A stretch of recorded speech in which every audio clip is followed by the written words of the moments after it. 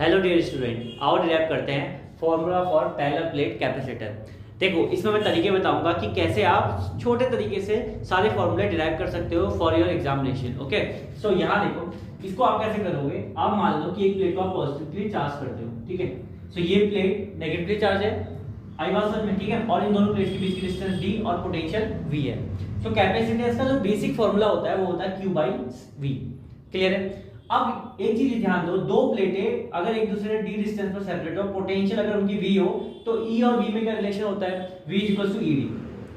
ठीक है, यहाँ आपको लॉजिक लगाना है। एग्जाम में फॉर्मूला प्रूफ करने को आया कि पैरेलल प्लेट कैपेसिटर का फॉर्मूला प्रूफ करो अगर उसके बीच में या तो एयर हो या डाइलेक्ट्रिक मीडियम फुल्ली फिल्ड हो।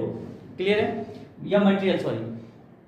अब E की वैल्यू आप कैसे निकालोगे। E दो अपोजिटली चार्ज प्लेट के बीच में इलेक्ट्रिक फील्ड इंटेंसिटी कितनी होती है।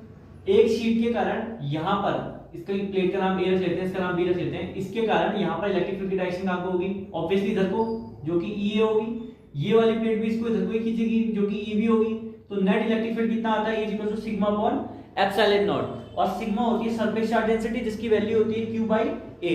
तो हमने यहाँ से क्या करा, electric field intensity between two oppositely charge plate हमने कैलकुलेट कर ली आई वासन में, ठीक है। सो इसके बाद हम क्या करेंगे, जो E की वैल्यू है वो हम क्या करेंगे, V के फॉर्मूले में पुट कर देंगे, V = ED। तो यहाँ से V आ गया, ठीक है। तो कैपेसिटेंस इक्वल क्या होता है, Q upon V। तो यहाँ इसकी वैल्यू पुट कर दी। तो कैपेसिटेंस डिपेंड करती है area of the plates, okay, और मीडियम, जो उनके बीच में मीडियम डाला होगा, और डिस्टेंस बिटवीन दी प्लेट्स के आई वासन में। और कैपेसिटर का काम क्या होता है कि चार्ज को स्टोर करने का काम होता है आई वासन में, ठीक है। तो आई होप आपको समझ में आया होगा। अगर वीडियो पसंद आए तो लाइक करें। Thanks for watching. Radhe classes.